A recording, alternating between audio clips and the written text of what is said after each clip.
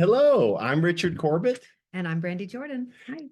We thought we'd take a look at the winter solstice happening on Thursday, December 21st at 8:27 p.m. Thought we'd take a look at it from an astronomical perspective, historical perspective, and then we're going to dive into the body graph from a human design perspective and the astrological. So we're going to come at this from a few different angles. We're going to cover all bases, the mythology, the astrology, the human design, all of it. Yeah, I've been looking forward to it. I'm ready for the longer days to come for sure. The return of the sun. At least for us in the Northern Hemisphere. Yeah. Our friends in the land down under, they're enjoying the fruits of summer right now. They are. And we've got snow on the ground and some very cold, long nights. Absolutely, we do. But we're about to turn the corner.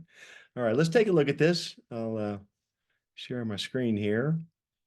And let's take a look. Now, to start with, we thought just for some of our viewers that may not understand exactly why a solstice even happens, what causes this. I mean, we know that it is the longest night of the year for us in the Northern Hemisphere. But it happens because of the tilt of the Earth and its orbit around the sun. And so as we can see from this diagram here,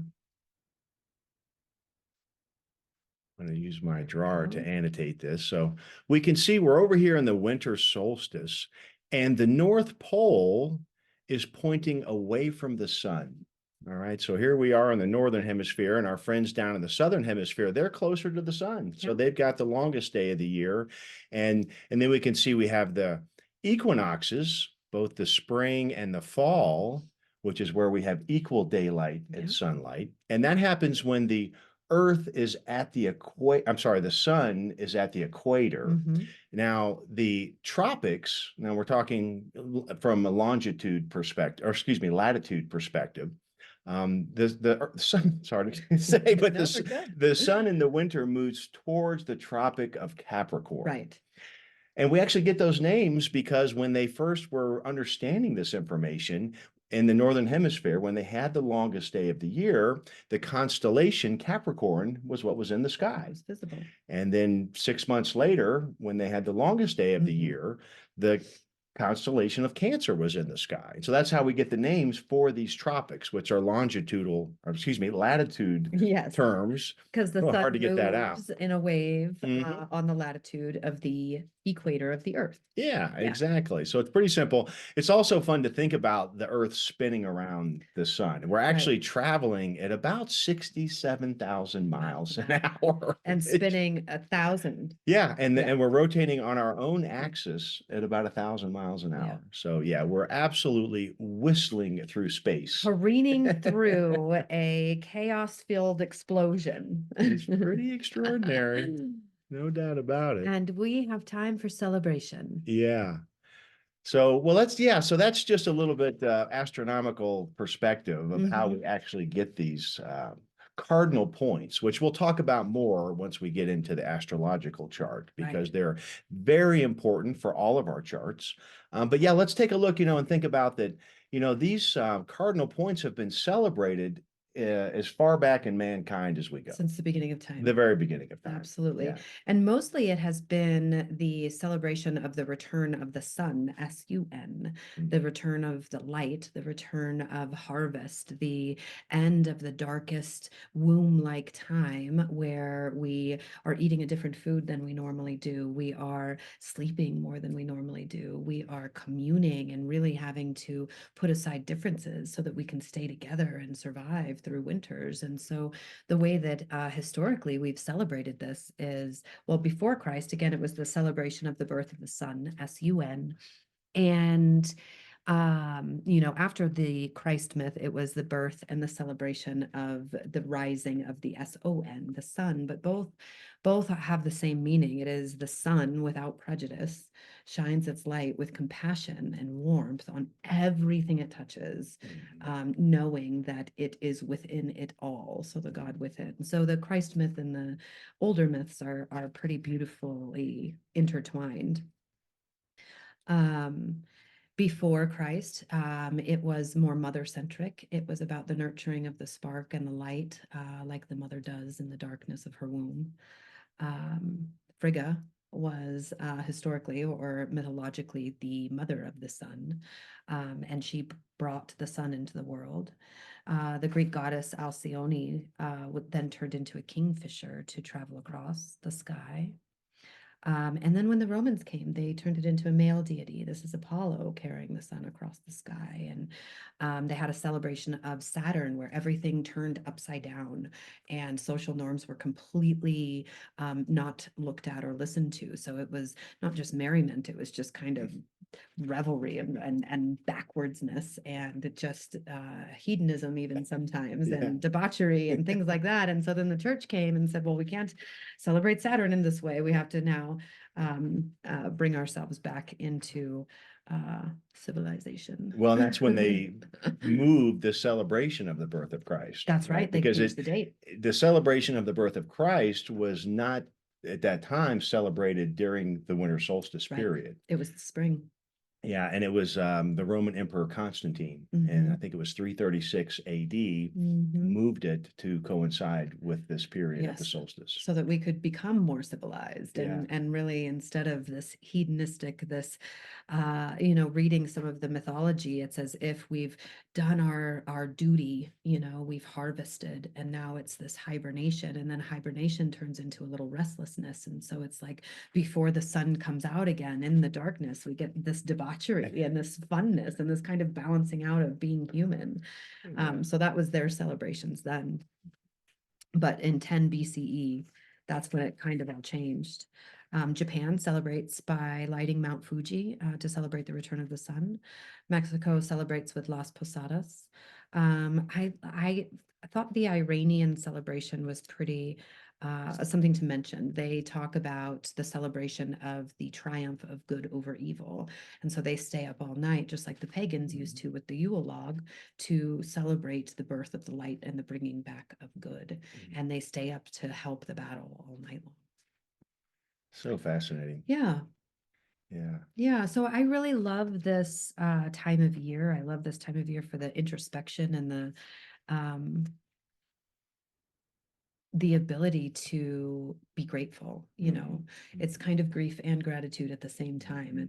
It's really saying, the sun cycle, right? It's not the year, it's not the rave new year, it's not the calendar new year, but it is a returning of the sun. So a new cycle. So we get to grieve and say goodbye in the darkness and kind of let that go, and celebrate the bringing of the light within us as well. We get a whole new year to shine, a whole new year to bring compassion, a whole new year to bring who we are and let it touch everyone regardless, without prejudice. Beautiful. That's really beautiful. I'm ready for it. Yeah, me too. Been really feeling these shorter days, going to bed earlier, sleeping more, Yeah. going inward. It really naturally feels that way. Yeah. Going into the earth, withdrawing.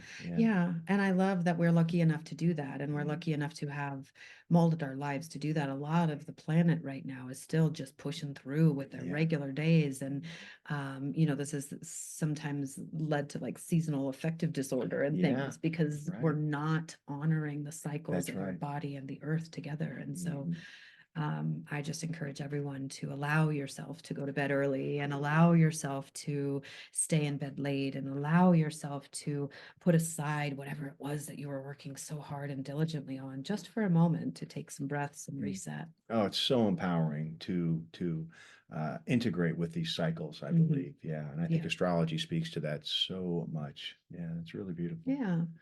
So you want to go into the chart? Yeah, let's take a look at it. So here on the left side, we have the body graph. And again, both of these charts, the body graph and the astrological chart, are for 8:27 p.m. So we can see that when the sun crosses into Capricorn, over here at 0 degrees Capricorn, that happens in gate 10, line 2 every year.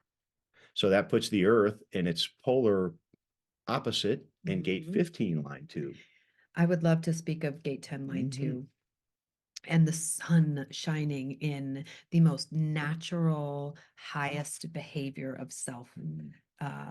The the natural. This is I've listened to Ra talk about the divinity of line 2, that they are just being the expression of spirit naturally. Mhm. And so gate 10 in line 2, when the sun rises, oh, I don't know where it is. I'm gonna grab it. But gate 10 in line 2, the natural expression of the higher self. And this is when the sun rises again, when the light starts coming.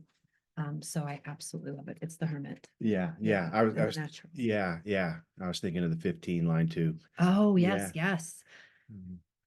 I Forget the can't name. think of that one Yeah, actually. can't think of that line name. Mm-mm. But let's carry on. We've got Yeah, some for sure. incredible things. It's such a fun chart when I first looked at it, and we can see. Oh, go ahead. You want I to say? remember now, Yeah. from your transit report. It was the 15 line 2 was about the key, the earth, the grounding, it being in the natural ability to watch the ebbs and flows of extremes and still anchor that highest behavior of self. But to naturally be able to see where your behavior or your highest self, your direction can be integrated in a natural way.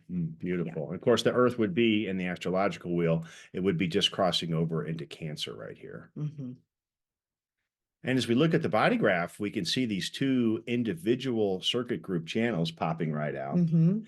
So we have Pluto down here in gate 60, where it's been for a very long time. We're heading towards the end of that as it's moving, about ready to move into Aquarius next month in January. And then we have the moon in gate 3. Now, this channel, it just kind of was so surprising to me when I saw this being activated. Of course, the moon moves so fast. Right. But the fact that it would be in this channel On the dot. exactly, it kind of just blew me away. You know, this channel has been activated for much of the year. There was a period from the late summer to the early fall, several months in the row. Pluto was squaring the nodal axis. And so we had this channel for months. We did. And then it was activated again during the Scorpio season. So it's really been part of the larger story for the year in the body graph.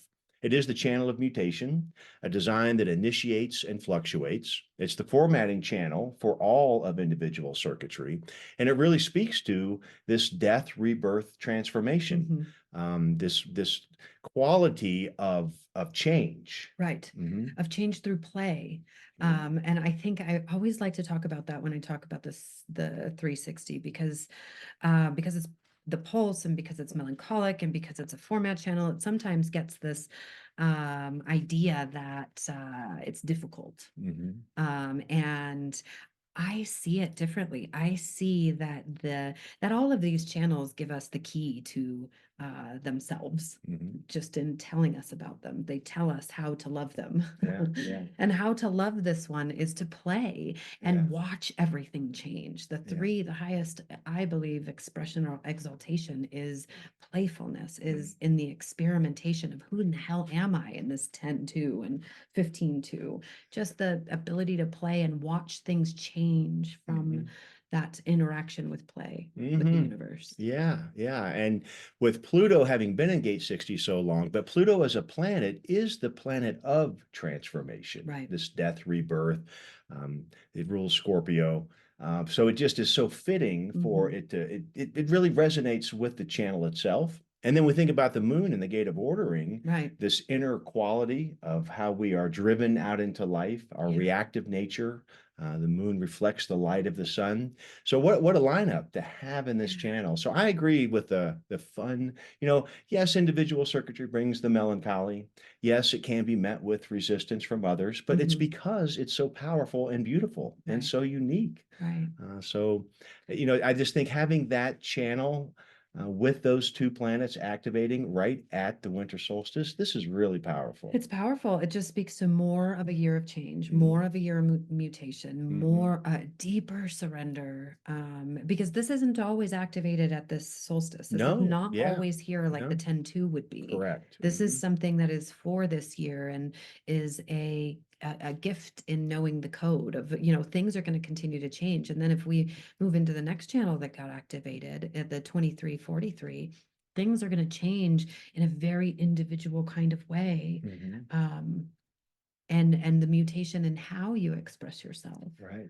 and what you say and what's important, all coloring from that 10-2. Like, this is my individual insight about who I am. And maybe it's different than what you thought it was, but here I am. And I'm probably going to change again. Yeah. And here I'll be again. Well, it's, to add another element to that is that the moon in gate 3, which is over here in the astrological wheel, is at 0 degrees Taurus, is in an exact trine with the sun in gate 10.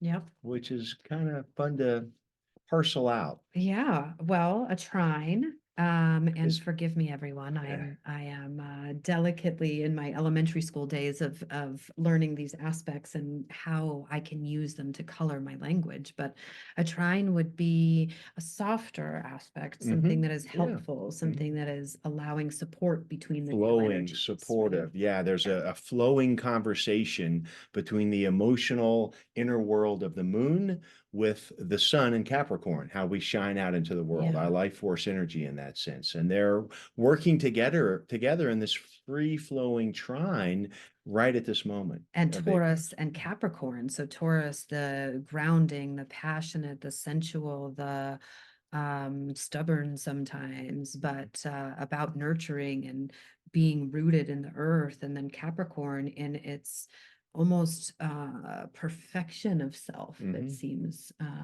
its ability to order and structure and get things right. Yeah, exactly. Capricorn is cardinal Earth, ruled by Saturn, right? So that's the idea of it brings that discipline, hardworking, structure element to it, and cardinal Earth, which is about all the cardinal signs, which again are associated with the solstices and the equinoxes. But we have the sun in cardinal Earth, and then the moon trining that in fixed Earth. Fixed Earth. So again, the sense of grounding, stability, taking care of what's nurturing for us, right? Our home, our family, our resources. And 27 and 10. So who am I? Who am I? How do I care? Who am I in relation to caring for myself and the tribe? Yeah, the moon is also in this chart conjunct Jupiter in gate 27. Right. Now, Jupiter is still moving retrograde right now till next month.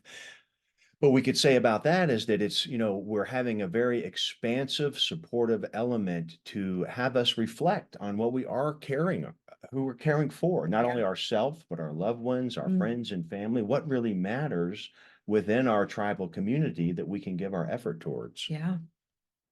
And so the ability to be favorable, fortunate in your emotional expression of what and who you care for is alive in the field. Yeah. That's what we can say about those two. Absolutely, for sure.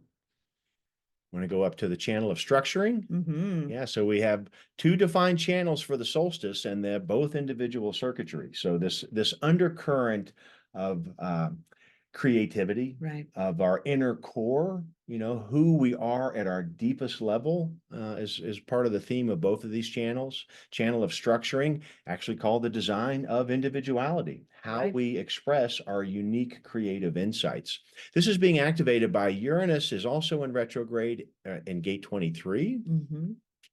And then we have Venus in Scorpio in gate 43, bringing its Venusian quality of love and beauty and harmony, but it's in fixed water Scorpio, which really brings an intensity to it. Don't cross me. Yeah. I'll tell you very softly what my individual insight is about my own highest behavior of self, but don't test me about it. Yeah. Having Venus in 43 and Uranus in 23, we can really sense that passionate, unusual Uranian. I mean, who knows what may come out from all of us with this channel? But really, again, I think in the overall theme, it speaks to who am I right now? In this crazy world we're in, all the chaos we're seeing, trying to find our way. And I just think the symbolism of this solstice is so incredibly powerful, offering us an opportunity to really stand up and be grounded with who we are. Right. What matters? What is my truth? Who am I caring for? What am I doing right now? And we can be overwhelmed by the fear and the anxiety of what we're all living through right now. Right. It's a very tumultuous time. There's no doubt about it. Of course, we still have Neptune in gate 36, right? Right, The gate the of third line. crisis. Yeah. Yeah, in the third line. And I think we can really see that. Neptune is the planet of limitlessness, right? Right. It has no boundaries. That's why it's about illusion and imagination and creativity, also delusion. It can go Right. either way. And it's in its home sign of Pisces. So, we can really see in some ways an unlimited crises out there, Right. but we can also see that there is unlimited potential from this, right? And I Right. think that potential comes back to these individual channels. There's also unlimited potential within each of us. Right. And Oh, that's beautiful. yeah, and go ahead. Yeah. I was gonna just add that the ability to follow your body into right timing is going to be incredibly important in slowing down and building the entire understanding of what you're going to be sharing with anyone over the next while. Yeah. Because individual channels are so mutative, they're so unique, they're so genius to freak. Yeah, That that channel is genius to freak. yeah, or freak to genius. So whichever, and it's all about timing and about assimilating. It's about breaking down the message and having it understood, because who you be has never been before. And so no one understands it. Right, right. And it's not to be understood until you can express it in a way that can be assimilated by the other.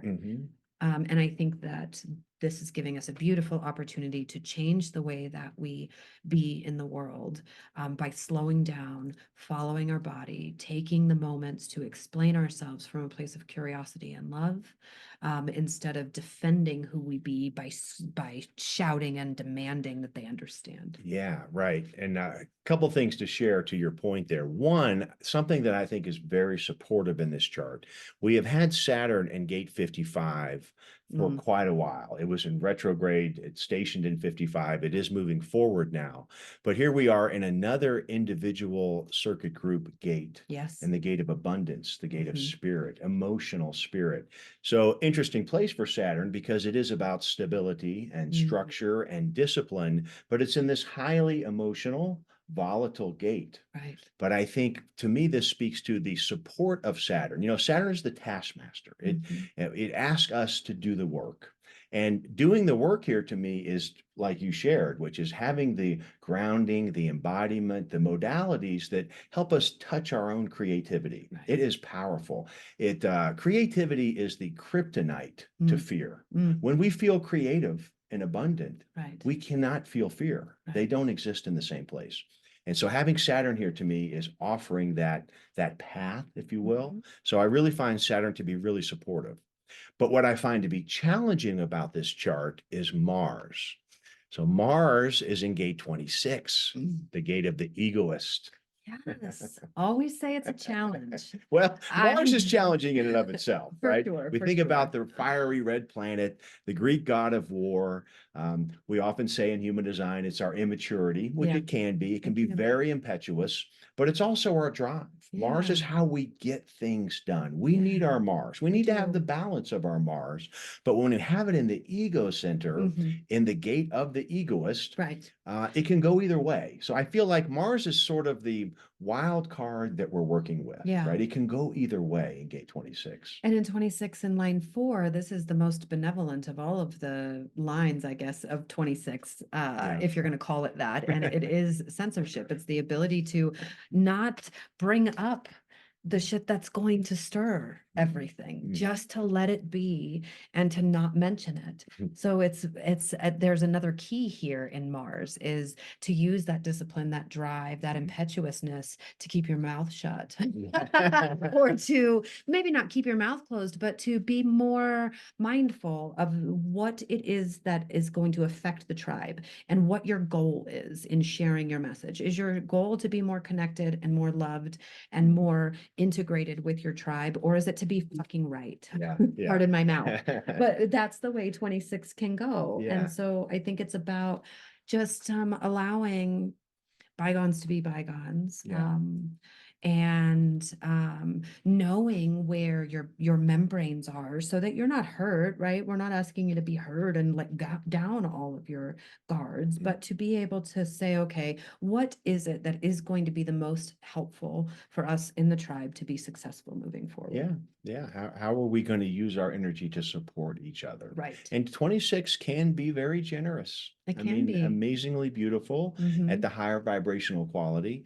But I just think we want to be mindful that it is our Mars, that it's Yeah. sort of that think before we speak or whatever. It's we don't have to bring up all the things if they're not important. So yeah, see if they are still your individuated truth, because I think that 3 and that 60 and 43 and 23 is giving the opportunity for things to change through the picking, the selecting of what you remember, right? When I go to family dinner, if I'm remembering the trauma or if I'm remembering last family dinner that was lovely, I choose there. That's a great point.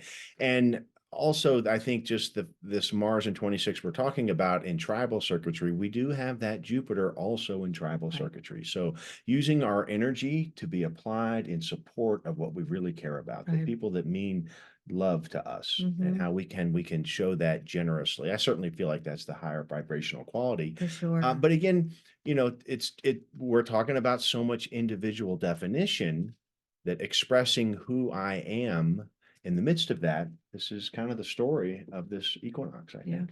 I think so too. And so the story of the entire next solar cycle, really, if this is the imprinting. So we get to take this into this year and remember the keys and remember ourselves and remember that our light gets to shine on everything without prejudice. Yeah. Yeah. And I like to think of the one step at a time. Each day after this solstice, the sun will shine longer. And it's sort of that left foot, right foot, how can I be more of who I am? How can I express my individuality? What is my truth? And how do I share my energy in support of others while standing in my own truth? Beautiful. And this is what all of our myths and stories have been trying to teach us to do. Right. Every single one of them, over and over, no matter what language or culture it's spoken in, it is this exact message. And, the law of correspondence says the sun is showing us how to do it every single day without fail. Yeah. Yeah. Well, beautiful. There was one last thing we wanted to share. There was, and it is one of the stories that I really love.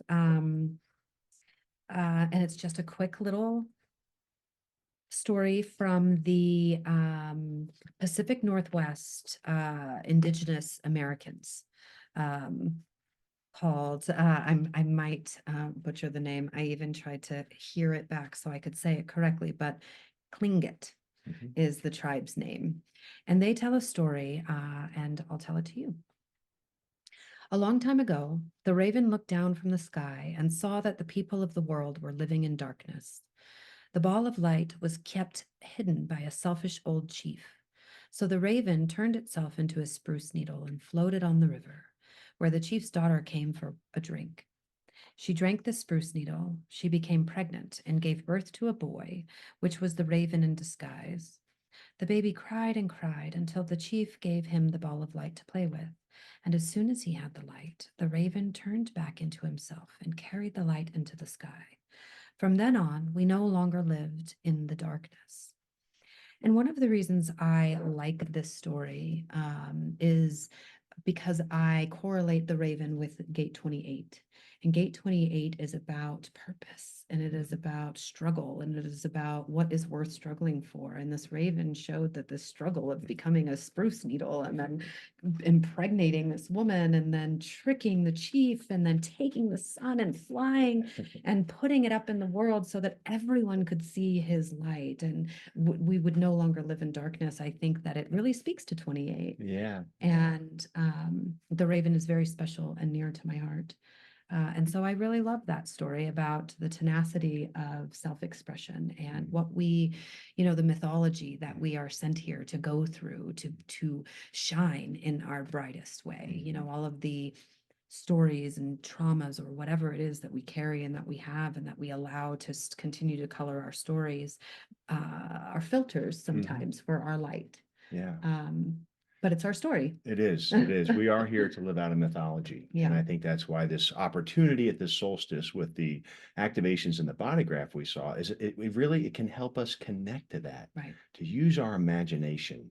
Right? Yeah. Being human is about having imagination. Yeah, it's about being the creator and imagining what could be created and then Mhm. going to work and tending it with your Mhm. voice. Yeah. Yeah.